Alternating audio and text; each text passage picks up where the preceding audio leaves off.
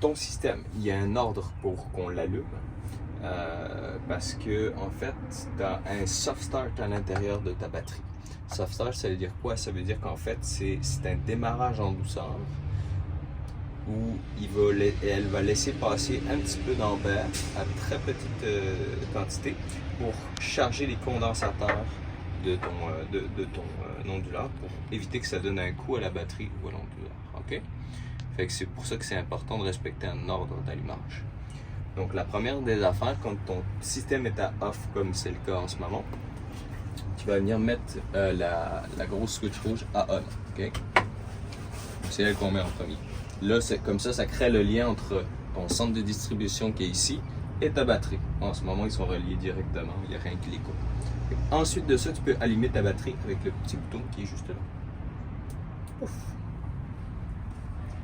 Et là, tu vas voir les affaires commencer à s'allumer. Puis là, comme là, tu as ton onduleur qui s'est allumé là. Là, ça commence à s'allumer là-bas. Et ensuite de ça, tu vas pouvoir allumer ici ton breaker qui est ton lien entre ton système de recharge avec l'alternateur et ton alternateur qui est par là-bas. Enfin, la batterie pour le cas échéant. OK? Une fois que tu as allumé ça, ton onduleur, s'il est à on comme il devrait l'être en tout temps, parce que je vais te montrer comment l'éteindre ou l'allumer d'une manière différente, il va s'allumer automatiquement. Tu vois ici, tu as un petit bouton quand même. Donc, tu as une position on, la position off est au milieu, puis la troisième position, c'est pour chargeur uniquement. Je t'expliquer à quoi ça sert plus tard. Okay? Fait que quand il s'allume, ici, tu as le voyant qui va passer au vert, en fait, tout simplement. Et tu vois, une fois que tout ça c'est fermé, tu le regarderas même plus, mais tu vas l'entendre s'allumer, puis tout ça, ça fait des petits bruits, pas beaucoup de bruit, mais des petits bruits juste assez pour que tu prennes ton oreille, t'as l'habitude, puis tu sais, ah ok, c'est bon, il s'est bien allumé. Ah tiens, il a mis plus longtemps que d'habitude, mais il s'est allumé correctement.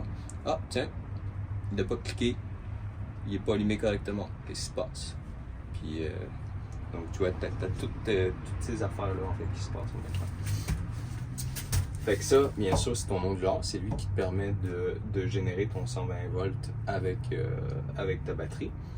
Il te permet aussi d'alimenter ton système en 120 volts via ta prise extérieure, qu'on va tester tantôt, parce que ça, on l'a pas testé elle. Fait que là, quand tu te plugues en fait avec ta prise extérieure, ça passe automatiquement par l'onduleur qui va te redistribuer directement à ton panneau de distribution qu'on n'a pas encore installé, qu'on installera plus tard. Et il va aussi alimenter un chargeur qui est à l'intérieur de l'onduleur qui lui va charger ta batterie en même temps que tout le reste. Comment ça se passe? La charge de ta batterie, la distribution. Si tu es plugué sur le 30 ampères, tu as le droit à 3600 watts, grosso modo, qui va t'être fourni. Tu vas avoir à peu près l'équivalent d'un 1000 watts, 1000 watts à peu près, grosso modo, qui va recharger ta batterie au moment où c'est que tu vas te plugger. Si jamais ta batterie est pleine, ben là, il va partir, il va regarder, il va dire « Ah, la batterie est pleine, il faut que je m'arrête. » Là, tu as 3600 watts de puissance qui va directement à tes consommateurs, dépendamment de tes besoins.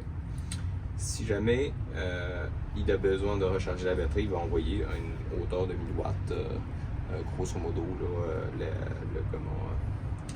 à la batterie pour la recharger. Et ça va alimenter au reste de ton système. Si jamais tu viens à donc au système, il va te rester 2600 watts, grosso modo. Si jamais tu dépasses ce 2600 watts là, il ne va pas juste s'arrêter de fonctionner, il va juste réduire la puissance qu'il donne à la batterie pour pouvoir répondre à ta demande en temps réel. OK? Et si jamais tu excèdes la demande de 3600 watts, lui, il va te réguler ou le breaker il va sauter tout simplement, par sécurité. Parce qu'il n'est pas censé demander plus que ça. Mais en réalité, lui, il est régulant. Fait que là, ici en fait, sur ton petit écran, en haut à gauche, j'ai un beau reflet. on a ici la limite de courant de quai, qu'on appelle.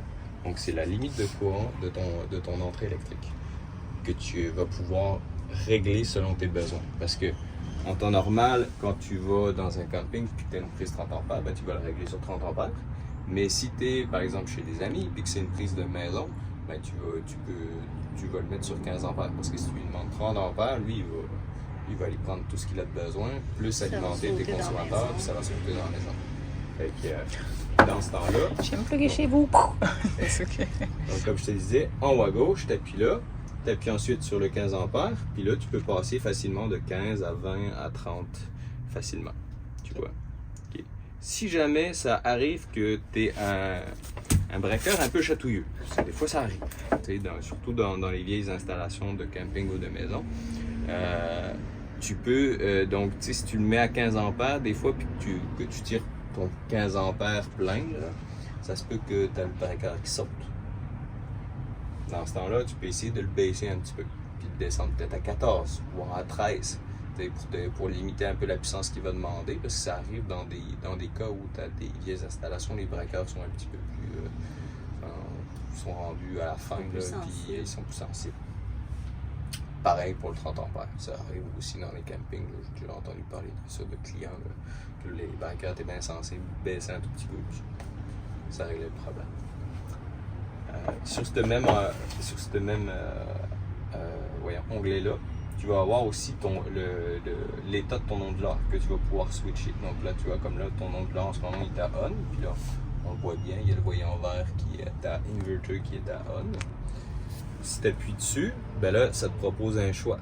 Ça te dit chargeur uniquement, on, chargeur uniquement, onduleur uniquement ou off. Pour ce qui t'intéresse pas mal, je te dirais, c'est on ou off. Et chargeur uniquement, c'est vraiment dans un cas, mettons, où tu l'hivernerais, puis tu voudrais le laisser brancher dessus, ben, ça peut être bien de le mettre sur chargeur uniquement. Mais encore là, c'est toi, principalement, ce qui t'intéresse, c'est on puis off. Parce que ce que ça fait, c'est que tu es où? Étant donné que tu l'as sur l'écran, tu n'es pas obligé d'aller appuyer sur le petit bouton qui est juste là. Et que tu vois, si j'appuie sur off ici, je fais appliquer, il va l'éteindre. Même si tu avais ton écran là-bas, il éteindrait pareil. Parce que c'est par les câbles finalement qu'on lui donne l'indication de s'éteindre. OK. Ça veut dire que par exemple, si tu veux faire à manger, tu veux allumer ta plaque de cuisson, tu mets on, tu fais à manger, tu fais tes affaires, tu as fini de faire à manger, tu veux l'éteindre, off. Ça, t'as pas de consommation fantôme, t'as pas d'onde de promène dans ton camion. C'est ce qu'on fait nous tout le temps dans le véhicule. Comme je te disais, ça, c'est le lien entre ton alternateur et ton Orion qui gère la recharge au niveau de ton alternateur, quand ton moteur est allumé. Donc lui, il a deux effets. Il sert à protéger ta ligne, mais il sert surtout à pouvoir couper le lien. Parce que comme tu as vu, on s'est plugué en avant, on a protégé en avant, c'est-à-dire qu'on a mis une fuse et on l'a amené jusqu'ici. Pourquoi on a mis un breaker alors qu'il y a déjà une fuse à l'autre bord? Tu es capable de mettre ça à on ou à off au besoin finalement. Parce qu'on protège toujours au début du circuit, parce que la puissance elle vient de là-bas, donc on protège toujours à l'entrée.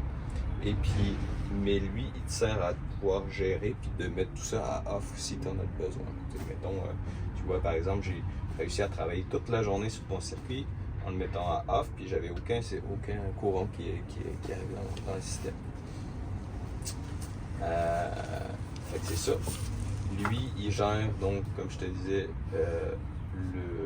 la recharge au niveau de l'alternateur, au niveau du véhicule quand tu l'allumes, et il détecte automatiquement si le moteur est allumé ou éteint. Fait que dès que tu vas allumer ton moteur, ça prend peut-être une quinzaine, une vingtaine de secondes, peut-être maximum, là, généralement. Puis là, ensuite de ça, il va partir, puis il va commencer à recharger ta batterie si elle en a besoin. Comment il fait? Il détecte en fait le voltage d'entrée de ton système. Parce que ton alternateur, lui, va envoyer un voltage plus élevé pour pouvoir recharger ta batterie d'en avant. Généralement, ça va se situer entre 13.8 et 14.8, dépendamment de l'alternateur. Là, dans ton cas, toi, tu es aux alentours des 14,2 si j'ai bien vu tantôt. Donc, rendu à 14 volts, il démarre. Puis il commence à t'envoyer comme la pleine puissance à ta batterie jusqu'à temps qu'elle soit pleine. Puis jamais elle est déjà pleine, il va juste s'arrêter. Là. Parce que le but, c'est toutes des affaires qui ont ce qu'on appelle des chargeurs intelligents. Et qui ne vont pas survolter ta batterie. Ils vont tout gérer à ce que ça dure le plus longtemps possible. À n'importe quel moment, tu m'arrêtes, tu me poses des questions. Non, ça va. Tu as deux autres petits appareils ici. Ça sert à mesurer le courant qui se déplace dans ton système. Lui, il sert à mesurer toute la puissance qui rentre et qui sort de ta batterie. Okay? C'était un peu un doublon de lui. Lui, il me sert à confirmer que lui, il dit toujours la vérité, puis lui, il me sert à confirmer que lui, il dit toujours la vérité. Parce que des fois, ça arrive qu'ils ne s'entendent pas trop ensemble. Puis là, faut savoir qui a raison et pourquoi. Puis pourquoi je dis ça? C'est ça, exactement. Fait, quand on fait du diagnostic sur ce type de système-là, on est content d'en avoir deux de même. Parce que des fois, ça arrive quand tu es dans des périodes très longues sans recharger à 100% ta batterie. Ça arrive que ta batterie, elle va pas t'indiquer le bon pourcentage, en fait. Puis ça se peut que ton écran, il va t'indiquer 40%, puis finalement, d'un coup, c'est éteint. Parce que ça n'a pas été... c'est débalancé, en fait. Parce que littéralement, à l'intérieur de cette batterie-là, c'est comme si tu avais un autre appareil dedans. Et ces appareils-là, pour être capable de dire la vérité tout le temps, il faut qu'on régulièrement, on cycle. Donc, c'est quoi un cycle? C'est j'emmène ma batterie à environ 90%, puis je redescends jusqu'à 60 et moins. Ça, c'est ce qu'on considère comme un cycle. L'idée, c'est de au moins recharger une fois par semaine à 100%. Si on fait ça, les deux, ils seront toujours d'accord puis ils diront toujours la vérité, l'un et l'autre. À moins qu'il y ait une défaillance quelconque dans la ligne du circuit. Fait que lui, comme je te disais, donc c'est vraiment comme tout le système. Puis lui, il t'indique ta consommation en temps réel de tous tes consommateurs. Fait que lui, il va dire comme tout ce que tu auras plugué sur tes panneaux, là, sur ton panneau de distribution à la fin. Lui, il va te dire exactement qu'est-ce que tu consommes là-dessus. Alors que lui, il va te donner la globalité de ce qu'il consomme. Parce que là, tu as toujours des micro-consommateurs. T'sais, on s'entend, chaque petite machine qui fonctionne, là, elles ont une consommation. Fait que lui, il est capable de les voir, alors que lui, il voit vraiment juste qu'est-ce qu'il y a dans ton panneau. OK. Encore une fois, c'est important d'avoir cette dissociation-là, parce que des fois, on se dit qu'il y a quelque chose qui tire du jeu, puis on n'arrive pas à trouver d'où ça vient. Et finalement, des fois, on se rend compte que c'est pas dans le circuit de distribution, mais que c'est en arrière du circuit de distribution. Et quand on n'a pas ces distinctions-là, on n'est pas capable de voir qu'est-ce qui est réellement tiré dans ton circuit de distribution et qu'est-ce qui est en arrière. C'est pour ça que maintenant, moi, je fais toutes mes installations, je les fais de même, pour être sûr qu'on ait toutes les informations, ce qui règle des problèmes ultra rapides, si jamais on en a. Okay. Ça arrive tout dans ça. Juste parce qu'on en installe tellement qu'il y a forcément un qui plante à un moment donné. Fait que ça, comme je te disais, ça c'est ton centre de distribution. Fait que c'est tous tes câbles électriques viennent se prendre ici. Et tout est redistribué à partir de là. Fait que c'est littéralement, comme tu as pu voir tantôt, deux grandes barres de cuivre en fait qui positif et négatif. Tu as 4 fuses dedans qui sont dédiés aux circuits principaux. Comme là actuellement, tu as une fuse pour lui, donc qui est le lien entre cette machine-là et tes batteries finalement. Donc parce que tu as un in et tu as un out, comme n'importe quel chargeur. Fait que là, tu as ton out, c'est ici qui s'en va avec une fuse 60 ampères. Si jamais elle brûle, ce qui arrive à peu près jamais, mais si jamais elle brûle, c'est là-dedans que ça se passe. On enlève le boîtier, puis c'est cette fuse-là qu'on vient changer. Tu as une fuse pour ton 60 ampères pour ce chargeur-là, puis tu as aussi une fuse pour ta distribution, ton panneau de distribution 12 watts. Donc ton fil qu'on a mis de côté pour l'instant, okay, il est relié ici avec une fuse pareille 60 ampères qui est là par rapport à la taille du câble qu'on a utilisé pour ton panneau. Les deux autres fuses qui sont là, c'est pour l'alimentation de ton onduleur. Fait que c'est deux, parce que tu as deux câbles. Aujourd'hui, Victron demande de câbler cette machine-là avec deux câbles 2.0. 1.0, je veux dire. Alors qu'à l'époque, je pense l'année passée, je pense, ou l'année passée que ça a changé. Avant, on câblait tout avec du 4 gros câblage. Ça a des avantages, des inconvénients. C'est beaucoup plus facile à faire en procédé à l'installation parce que c'est des gros câbles qui est très difficile à plier. Mais ça prend plus de câbles du coup. Fait que c'est ça qui est ça. Et la petite boîte qui est là-bas dans le fond, ben c'est ce qui permet de te communiquer toutes les informations de ton système en temps réel. Donc de toutes ces petites boîtes qu'on a jasées jusqu'à maintenant, elles ont tout un petit câble qui sont reliés à cette boîte-là. Puis ça te permet de l'afficher à ton écran, qui est juste là. Okay. Cet écran-là... T'arrives à le mettre un tout petit peu plus bas, s'il te plaît? Ah ouais. C'est pas ça, c'est j'ai une espèce de reflet. Je vais pouvoir filmer. C'est correct, ça? Légèrement. Hop, c'est beau. Tu vois? Okay. Super. Fait que cet écran-là, c'est lui qui t'indique pas mal toutes les informations de ton système. En local, donc ici. Ça, c'est ce qu'on appelle la partie en bref. Fait que c'est une vue rapide de tout ton système. En ce moment, qu'est-ce qu'on voit à l'écran? En plein milieu, c'est le pourcentage de ta batterie. Avec le voltage et la puissance qui est en positif ou en négatif dessus. Comme là, en ce moment, on est en train de tirer 21 watts sur ta batterie. En haut à gauche, c'est ta prise de quai, donc c'est ta prise de camping. C'est si jamais tu te plugues dans un camping ou sur une maison, tu vas voir ici la puissance que tu es en train de tirer sur la maison ou sur le camping. Okay? Fait que ça va être ton chargeur avec tes consommateurs dans ta maison, dans ton VR, c'est tout ça que tu vas voir affiché ici à ce moment-là. Juste en dessous, c'est ton chargeur Orion. C'est ce qui sert à recharger depuis ton alternateur. Fait qu'ici, quand il s'allume, il va t'afficher à combien il était en train de charger. Okay. De l'autre côté, on a la consommation AC puis la consommation DC. Fait que la consommation AC en ce moment, c'est 4 watts. C'est pourquoi tu dis plugger. Mais en fait, c'est la consommation à vide de ton onduleur. À vide, tu consommes environ 4 watts. Ben, c'est un petit peu plus que ça, mais à mon avis, il se balance entre les deux, puis t'indique, puisque grosso modo, à vide, dans mes souvenirs, c'est sur la fiche technique, c'est entre 9 et 15 watts qu'ils disent. Mais... là, il y a des degrés de justesse, de précision, là, qu'il ne faut pas trop en demander non plus. Fait qu'ici, tu as ton AC, et juste en dessous, c'est ton DC, donc tout ce qui est courant en 12 volts. 120 volts, 12 volts. OK. Fait que tous tes consommateurs ou ta recharge va être affichée à ce moment-là, ici. Pourquoi je sacrais un petit peu tantôt, puis je t'ai dit, ils ont fait des mises à jour, là, puis c'est que là, en théorie, ici, je devrais voir 0.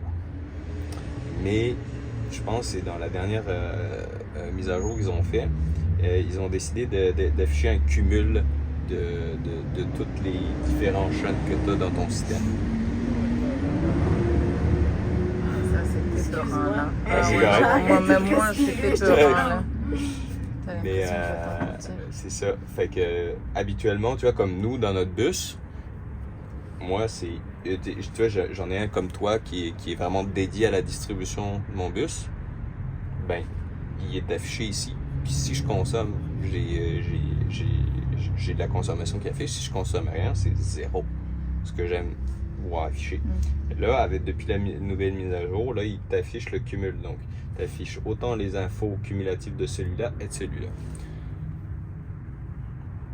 Fait qu'il t'affiche aussi l'utilisation il des m'affiche machins, l'utilisation de, c'est ça, de chaque boîte. De chaque petite boîte à vide, là, combien ça consomme.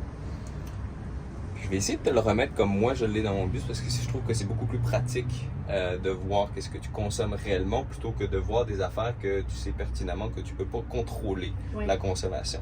Parce que c'est souvent ça qu'on aime voir, c'est des affaires qu'on peut contrôler parce que quand on se retrouve à être une batterie qui est basse, là on dit ok combien je tire en ce moment.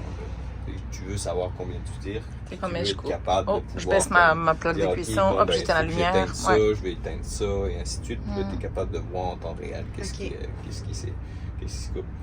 Fait que je vais m'enseigner. Je sais pas pourquoi ils ont décidé de faire ça maintenant, mais je suis certain qu'il y a moyen de passer au travers de ça. Et ça, c'est ta vue en bref. C'est pas interactif, c'est juste de l'information qu'on te donne. Okay? Ensuite de ça, quand tu appuies sur l'écran, tu vois comme il y a plein d'affaires qui apparaissent un petit peu partout sur le pourtour de l'écran. En haut à droite, tu vois la petite lune avec un Z là, c'est pour éteindre ton écran. Si tu ne l'éteins pas manuellement comme je viens de le faire, au bout de 10 minutes, tu s'éteins tout seul. Simplement. À gauche, pour dormir, de toute façon, tu vas vouloir l'éteindre. À gauche, c'est pour changer la façon dont il t'affiche les informations. Ça reste à voir, c'est juste du flafla. Fait que ça reste à voir comment toi tu préfères l'info. En haut, c'est l'heure qu'il est avec est-ce qu'il est connecté ou pas à Internet. En ce moment, il est connecté à Internet parce que quand je l'ai configuré hier, je l'ai configuré avec notamment avec l'Internet de la maison. Fait que pour faire ses mises à jour, tout ça. Fait que quand c'est que tu as besoin de le connecter à Internet, quand réellement tu as besoin d'aide à distance, je te dirais. C'est sûr que si tu l'as, mettons que tu as Starlink dans ton VR, je te conseillerais de le configurer, de le connecter dessus. Comme ça, quand tu te connectes à Starlink, lui il va se connecter automatiquement, ce qui va nous donner beaucoup plus d'historique de données si jamais tu arrives de quoi. Parce que lui, il a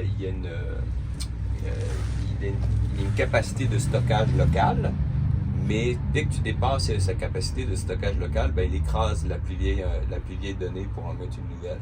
Alors que sur la plateforme en ligne, qui est complètement gratuite, by the way, tu as 6 mois de données complètement détaillées. Un niveau de détail comme incroyable. Okay. Fait que s'il est connecté régulièrement dessus, ben il va downloader l'information régulièrement dessus. Comme ça, si jamais il arrive de quoi, on est capable de retracer dans le dernier mois et plus qu'est-ce qui s'est passé, pourquoi ça s'est passé. Okay. Ensuite de ça, en bas de l'écran, comme je te disais, là on est dans le en bref ici. On a ensuite la vue d'ensemble, qui est pas mal exactement la même chose qu'en bref. La seule différence, c'est que si tu cliques sur de quoi, ben, ça t'amène à un menu, en fait. T'sais, par exemple, ça, c'est ton onduleur. Fait que, tu sais, si on regarde sur le en bref, ça revient à dire comme c'est ça et ça. Et si, donc, qui est ta prise de qui est là et ta consommation qui est là. Mais si je clique sur ton onduleur, ben là, pouf, je tombe sur son menu. Puis là, je peux avoir des informations beaucoup plus détaillées. Je peux faire quelques manips aussi de configuration et ainsi de suite. Pareil pour la batterie. Si je clique dessus, ben là, boum, je tombe sur ce qui mesure ta batterie actuellement. Fait que tu vois ici Voltium Énergie. Ça, c'est cette petite machine-là qui nous transmet l'information. Redondance, que j'ai appelé. Lui, c'est cette petite machine-là qui mesure le taux de la batterie, comme je te l'ai expliqué tantôt aussi. Okay. Et si tu cliques ici, là, il va dire distribution DC. L'alternateur, pareil. On tombe directement sur le menu de l'Orion qui est juste là. Fait que ça, quand tu as une sonde, ben là, on active les sondes, puis là, tu as un 5e menu qui apparaît que là, tu peux avoir les sondes. Là, on parle de sondes d'eau. Tu peux aussi avoir des sondes de température que tu installes. Ça, des sondes de température, j'en ai tout un paquet. Fait que si jamais tu en veux, je pourrais t'en installer si jamais tu en as besoin. Ça peut t'indiquer la température de ton local électrique, ça peut t'indiquer la température qu'il y a à l'intérieur de ta vanne, à l'extérieur de ta vanne, si tu veux en passer une dehors. Ça peut te donner toutes sortes d'informations si jamais tu en as l'utilité. Là, donc comme je te disais, dans notification, ici, c'est si jamais il y a un problème. Si jamais il se passe de quoi, ben c'est ici que ça va apparaître. Ça va apparaître sous forme d'un code d'erreur avec une petite phrase qui va te dire que, mettons, batterie low voltage, bas voltage, ça va te dire, je sais pas moi, faute 60, voltage DC trop haut, ça peut sortir toutes sortes d'informations possibles et imaginables. Ça va t'indiquer aussi si ça a été résolu ou pas. Aucune notification active. Si lui il est là, mais que tu as des notifications en dessous, ça veut dire que les notifications en dessous ne sont plus bonnes. C'est juste un historique qui te dit « Ah, il s'est passé ça à tel jour, à telle heure. » Mais lui, s'il est là, ça veut dire qu'il n'y a plus rien qui est en cours. Par contre, si tu as des notifications puis que lui, il n'est pas là, le petit coche verte, ça veut dire qu'elles sont actives. De toute façon, généralement, tu as aussi un petit rectangle sur le haut, à droite, en haut, qui va te dire alarme. OK?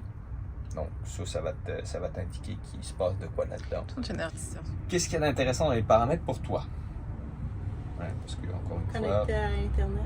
Connecté à Internet. Exactement. Fait que tu vas dans connectivité. Puis là, tu vas dans Wi-Fi. Puis là, tu cherches en local sur lequel tu veux te connecter. Par exemple, nous, on est en ce moment connecté sur le Beach House. Maintenant, tu pourrais cliquer, mettons, sur lui. Puis là, ça va te dire, voyons, donner les informations de connexion. Puis ici, sur mot de passe, ben là, tu vas rentrer ton mot de passe, tout simplement, ton système. Puis il va se connecter automatiquement ou pas. Mm-hmm. C'est-à-dire que des fois, ça se peut que tu t'y reprennes à 2 fois parce que ils sont capricieux des fois. Fait que c'est pas mal ça que ça, je te dirais, grosso modo. Mais si tu veux être sûr qu'elle soit connectée, ici, comme je te dis, c'est là que ça s'affiche, okay. Le petit voyant là, pour t'indiquer qu'il est connecté. Est-ce que tu as des questions? Dernière affaire. C'est pas vrai. Moi, j'ai une dernière affaire à t'expliquer. Comment on éteint son système. Ouais. C'est ça. Pour l'éteindre, c'est un petit peu moins protocolaire. C'est-à-dire que tu pourrais juste faire ça. Là. OK, on a éteint le système. Est-ce que c'est grave de ne pas avoir fait? Non, c'est correct. Par contre, l'allumage est important d'avoir ce protocole-là. Fait c'est pour ça que je dis souvent, tant qu'à y être, éteignons-le dans la même Oui, parce qu'il va falloir que tu renlèves le bouton vert aussi, puis que tu renlèves... ça dépend qu'est-ce qu'on fait. Parce que tu vois, le bouton vert, là, lui, il fait juste couper le lien entre cette machine-là et l'autre. Mais cette machine-là, elle n'alimentera pas cette partie-là du système tant et aussi longtemps que ton moteur n'est pas allumé. Fait que tu peux décider de le laisser allumer, puis lui, c'est pas trop énervant. Mais à partir du moment où c'est que tu vas avoir du solaire, c'est une autre game. Parce que ton solaire, lui, tu vas avoir un autre breaker comme ça qui va être entre tes panneaux solaires et ton système. Là, si tu le coupes pas, lui, là, tu vas avoir du jus qui va arriver. Puis là, celui-là, tu peux pas le contrôler, mais c'est le soleil. S'il fait soleil, là, ou s'il fait nuit, c'est comme... Il va te donner du jus ou il ne va pas te donner du jus. Fait que si tu le sautes pas, lui, il va continuer d'alimenter ton système, puis tu auras beau l'éteindre ici, tu vas voir que toutes tes machines vont continuer à fonctionner pareil. Fait que c'est pour ça que c'est super important. C'est pas bon ça? Moi, on dirait comme ma question c'est, mais moi une fois qu'il est allumé, genre je touche plus là. Ouais, mais si tu as changé une fuse. Ouais, mais à part ça, mettons. Ah, à part ça, parce que là, tantôt, tu m'as dit, nous, on éteint l'onduleur quand on n'a pas besoin. Le système électrique fonctionne, en fait. Mais que ça change. OK. On dirait que... Qu'est-ce que ça change? Ouais. Ça, c'est la bonne question. C'est la seule chose qui te fournit du 110. Tu pourras avoir tout un terrain qui marche au 12 volts. Admettons que ton frigo fonctionne au 12 volts. Il va être sur le 12 volts. Voilà, t'as pas besoin que l'onduleur fonctionne. Ouais. Parce que ton frigo est sur 12 volts. Ouais, c'est ça. Fait que le reste du temps, j'ai pas besoin qu'il soit allumé. Fait que je l'éteins tout le temps. Ton onduleur, oui. T'as pas besoin. Pourquoi? En fait, la question, c'est pourquoi l'éteindre? Pourquoi je l'éteins? Pourquoi je l'éteins? Deux raisons. Pourquoi tu l'éteins? Il y a deux raisons. La première, consommation fantôme. Ouais. Donc, lui, il consomme de l'énergie tant et aussi longtemps qu'il est allumé. Fait que, tu sais, dans des périodes un petit peu plus difficiles où il fait pas beau pendant un moment, ben, tu veux économiser chaque petit watt parce que on a une grosse batterie, mais je peux te garantir que quand il commence à pleuvoir, à faire gris pendant un bout de temps... Oui, si tu roules pas et t'es pas plugué et que t'es en autonomie. Que c'est ça, que tu roules pas, ben tu vas voir que tu peux vite passer au travers, là, parce que là, excède pas 2400 watts. Ok. Au bout de 2400 watts, il va être capable de te le prendre, mais moins longtemps. Mettons que tu es à 2600 ou 2800 watts, il va te le prendre pareil. C'est juste que peut-être au bout de 5 minutes, il va dire non, stop, j'arrête parce que ça va au-delà de mes performances à cause de la température. Bien souvent, c'est en lien avec la température parce que nominalement, il est à 2400 watts, mais plus il fait chaud, moins il va t'en donner. Plus il fait froid, plus il va t'en donner. Comme les vieux séchoirs. Qui arrête, c'est comme oh, j'ai brisé le séchoir, puis le bout, ben non, il part. Ou les vieux blenders aussi. Exact, c'est ça. Ok. Fait que pour la consommation fantôme, la deuxième raison, c'est que ça génère un champ magnétique qui est très fort. Fait que c'est pas forcément quelque chose de bon pour la santé d'avoir ça H24 qui est juste pour protéger ton écran. Comme ça, si jamais t'as de quoi qui traîne proche de ton écran, puis qu'il se passe de quoi, il est protégé. L'écran vaut 400$, on veut le protéger.